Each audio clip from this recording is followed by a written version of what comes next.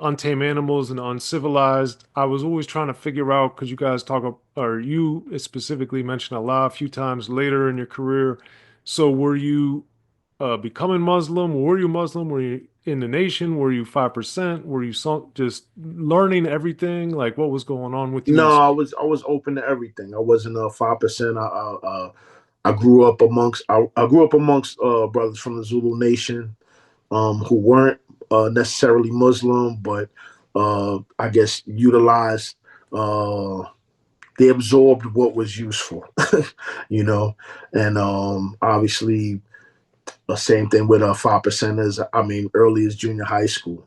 Um, was with brothers from the Zulu Nation, brothers from the 5% Nation. Uh, Growing up in Harlem, you had a lot of culture there, a lot of Muslims there, Nation of Islam, very present in the community. Um, but no, I just wanted to walk a righteous path. You know, I didn't feel like there was religion is a particular thing. You know what I mean? So certain things I agree with, certain things I don't agree with. Um, but for the main thing, I just wanted to walk a righteous path, and that was my main focus: being as righteous as possible, do unto others like they do unto you. You know what I mean? And Well, that was my main goal in life, and still is. yeah. Well, that part of why I was so intrigued is because, in particular, which we'll get to a lot more detail with Done by the Force of Nature, it Uh-huh. was much more of a humanistic vibe, but occasionally some of these civilized things were sprinkled in. So I was just, I was just curious. No, I Uh, understand. That's all good. Yeah. yeah. And I also like the fact playing off it's like a jungle sometimes in Straight Out the Jungle, playing with the message with sampling that. So do you guys remember how and why you wanted to sample the message on Straight Out the Jungle? Just because of the impact I believe that it had on us. You know what I mean? I mean, the message was it's probably one of the most powerful songs to come out. It's funny. I think I was with Big Daddy Kane a couple of nights ago, and we were talking about that and the strength of that song and the strength of that lyric, you know, and it has so much power and so much connection to what was going on and what still is going on. And I mean, we just really was portraying pretty much the same. We were like literally telling you like we were the little ghetto children in that story that Melly Mel was saying. You know what I mean? Well, to that very point, what's going on Straight Out the Jungle, the song? Mm-hmm. You're talking about some of the ravages of drug dealing and lamenting what's going on in the community in a way, but you also talk about dudes getting locked up, wasted young brothers, all these type of things. So the reason this is so interesting to me, and this especially with the first two albums, is you guys in particular, I thought were extremely conscious, to use the word of the time, but I also thought at the same time you were never overtly really looked at that or labeled as that, at least from the outside looking in. And you Mm-hmm. guys weren't on self-destruction, which I want to ask you why. But um, why was that just me not thinking you guys were labeled conscious? Because it never seemed like you guys, despite having so much social commentary in your music, didn't get viewed or lumped into that to the degree that a Public Enemy or Poor Righteous Teachers or X Clan or all these other groups did, or Boogie Down Productions for that matter. Yeah, I think because we had conscious songs, but we also have fun songs. So I think being that we wasn't going all the way in, that people maybe were reluctant to say, oh, they conscious or this or that. But I think I think through our actions, people knew where our hearts were. We obviously we were conscious, so we wouldn't have been talking any of that. We would have just had a whole bunch of like kind of fun loving songs and happy songs and uh not really talking about the environment that we live in.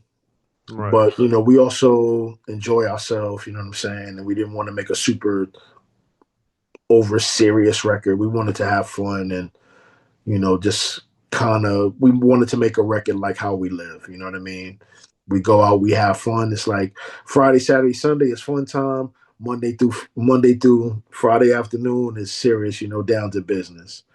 Okay. And that's how the vibe was for the most part. Okay. And with what's going on, I also wondered when Done by the Forces of Nature came out, was that like did that inspire making Acknowledge Your History? Because it seemed like it was a very similar in a lot of ways, or a prequel of sorts to that song, or is that totally unrelated, would you say? Mm, it's totally unrelated. Well, no, it's not that it's totally unrelated, but I think that it was like 2.0. It was like yeah, what's going on was definitely like the first version and it's my office. uh and Acknowledge Your Own History was like we had got to travel, we had seen more things and just still telling the stories of our life of what we noticed and saw. What's going on was really like early teens, like really becoming a teenager at that time, like junior high school life. Uh, Done by the Forces of Nature was definitely after high school, you know, into the real world to a certain extent, having traveled a good deal, um, and going through certain life experiences, and just watching the way life was shaping up. Like I said, we were literally gaining more conscious of ourselves as we grew up. I mean, as we were growing, and I guess yeah, you could call it a part two, but I don't know. I say it was like, wow, you got some good questions. Well, thank you. Uh, I'm glad you're liking them. On that note too, with what's going on, you had talking about taking me to heaven because I need a break, and I was intrigued because this kind of took me back to the cool young brother looks kind of old in the sense that it did seem like you were wise beyond your years or very contemplative or very reflective even at this time. Obviously, I didn't know how old you were when I was listening to it as a kid, but the point being is, why do you think you were able to understand in a way like stress and pressure and that you did need a break? Because a lot of people didn't understand or didn't seem to comment that I need a break from this as opposed to just being frustrated or angry about it. Mm, well, I mean, growing up in the city, you got to grow up fast. I was fortunate too to have good people around me, not just my uncle, my father, my mom, God bless her, my grandparents. Um, Things got hectic, but we stuck together. You know what I mean? We kept calm. It's like and always kept the strength of the family. Uh, Common thing that was always heard was like, you know, one thing ain't got to do with the other. So if I came home with straight F's, yeah, there'd be a straight ass whipping that night. But then they still be like, hey, what you want for dinner? You know what I'm saying? So it's like we're gonna discipline you, but we still love you, type of deal. And just kind of that kind of helps you separate, slow down, take a look, um, and be reserved. And that's the way we kind of walk through life. Things are always going to be chaotic to a certain extent, but you got to be able to face the chaos and then realize what's important, take a breath, and put things in order. Yeah, it's important. So shout out to your parents for that because I think things today are so extreme, I think, that we forget the nuance of, to your point, loving someone, even if you're mad at them or they disappointed you, it's not like all of a sudden you hate them. Like, no, Yeah, yeah, exactly. you know, Exactly. especially if you're a kid. Oh So, yeah, without question.